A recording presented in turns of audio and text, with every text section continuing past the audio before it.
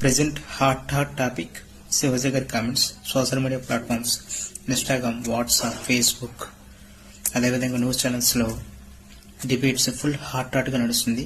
కానీ శివాజీ గారు చెప్పే విధానంలో కొంచెం తప్పు ఉండొచ్చేమో, కానీ మంచి ఉద్దేశంతో చెప్పారు. చెప్పేటప్పుడు 2 మాటలు తప్పుగా మాట్లాడారని తనకి సారీ చెప్తే ఒక వీడియోని కూడా రిలీజ్ చేశారు. దాన్ని మనం 100% యాక్సెప్ట్ చేయాలి. ఈ మధ్యన నేను సోషల్ మీడియా ప్లాట్ఫామ్స్ ద్వారా అబ్జర్వ్ చేసింది ఏంటంటే, ఫారెన్ కంట్రీ వాళ్ళు ఇక్కడికి వచ్చి మన హిందూ సాంప్రదాయాలను, పద్ధతులను పాటించడానికి ఎక్కువగా ఆసక్తి చూపుతున్నారు. మనం ఫారెన్ కంట్రీస్ వేషధారణ ధరించడానికి ఎక్కువగా ఆసక్తి చూపుతున్నాం. రోజు రోజుకి హిందూ సాంప్రదాయాలు చచ్చిపోతాయని బాధేస్తుంది.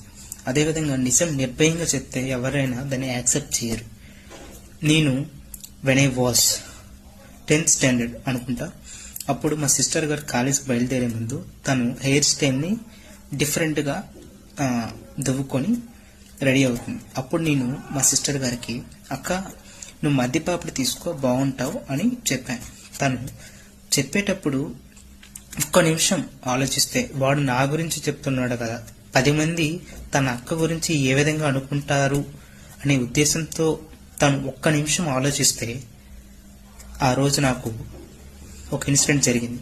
తన కోపంతో నువ్వు నాకు ఎందుకు చెప్తున్నావు, నువ్వు నాకు చెప్పేవాడు అయిపోయావా అనే కోపంతో నన్ను మెడపట్టి తోసింది. తోయడం వల్ల నాకు హెడ్కి 2 స్టిచెస్ పడ్డాయి. ఎందుకంటే మనం ఒక విషయం చెప్పేటప్పుడు మనం పాజిటివ్గా ఆలోచిస్తే పాజిటివ్గా కనిపిస్తుంది, నెగిటివ్గా ఆలోచిస్తే నెగిటివ్గా కనిపిస్తుంది. కానీ నా ఉద్దేశం అంతా మా అక్కను 10 మంది 10 రకాలుగా అనుకోకూడదనే ఉద్దేశంతో నేను చెప్పాను. అదేవిధంగా ఇంకొక ఇన్సిడెంట్, మా ఫ్రెండ్ వాళ్ళ సిస్టర్ చున్నీ వేసుకోకుండా బయటకు వస్తే తను నా ముందే తన్ని చంప మీద కొట్టాడు, నువ్వు చున్నీ వేసుకోకుండా బయటకు రాకు అని. అంటే తను తప్పుగా అర్థం చేసుకోవచ్చు, మా అన్న నన్ను ఎందుకు ఇలా కొట్టాడు 10 మంది ముందని. కానీ తను మా అన్న నా గురించే కదా ఆలోచిస్తున్నాడు, 10 మంది ఏమనుకుంటారు, నన్ను ఏ విధంగా చూస్తారు అనే ఉద్దేశంతో తను తన చెల్లిని ప్రొటెక్ట్ చేసుకోవడానికి ఆ రోజు నా ముందే కొట్టాడు. తన తర్వాత రోజు నుంచి తను అర్థం చేసుకొని ఇప్పటి వరకు కూడా బయటికి చున్నీ వేసుకోకుండా బయటికి రాదు. ఓకే, మనం దాన్ని ఒక వ్యక్తి చెప్తున్నాడంటే దాన్ని మనం యాక్సెప్ట్ చేయాలి. అందులో తప్పు ఉందంటే తప్పు ఉందని చెప్పాలి. ఓకే, దానిలో మంచి ఉందంటే మంచి ఉందని చెప్పాలి. కానీ శివాజీ గారు చెప్పిన విషయంలో మంచి ఉంది, దాన్ని మనం కూడా ఆలోచించాలి, రికగ్నైజ్ చేయాలి.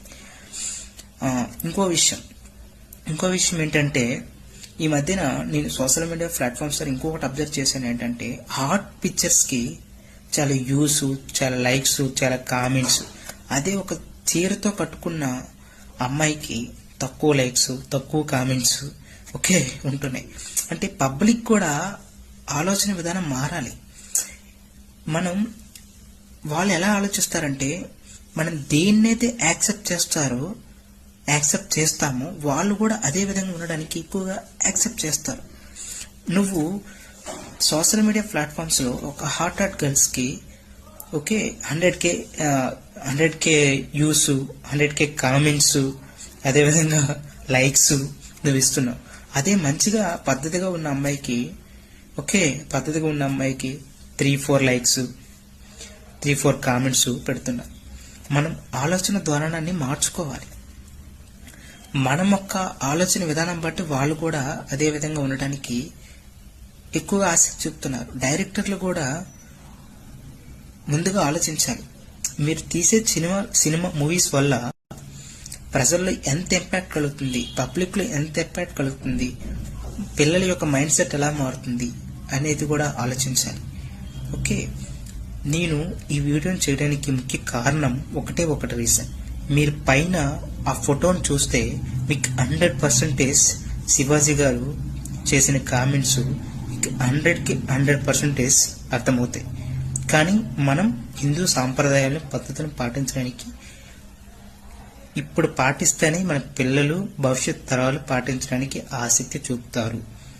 దయచేసి హిందూ సాంప్రదాయాలను, పద్ధతులను పాటించడానికి ఆసక్తి చూపించండి.